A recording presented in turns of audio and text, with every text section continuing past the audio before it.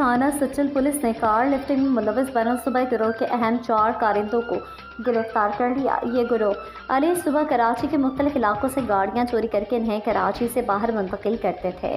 थाना सचल SHO inspector अमीन खुसरो ने रॉयल न्यूज़ TV के चीफ रिपोर्टर कराची जावेद महमूद आराई को बताया है कि थाना सचल पुलिस ने टेक्निकली बुनियादों CCTV फुटेज की मदद से कामयाब कार्रवाई करते हुए 4 मुलजिमान को गिरफ्तार किया।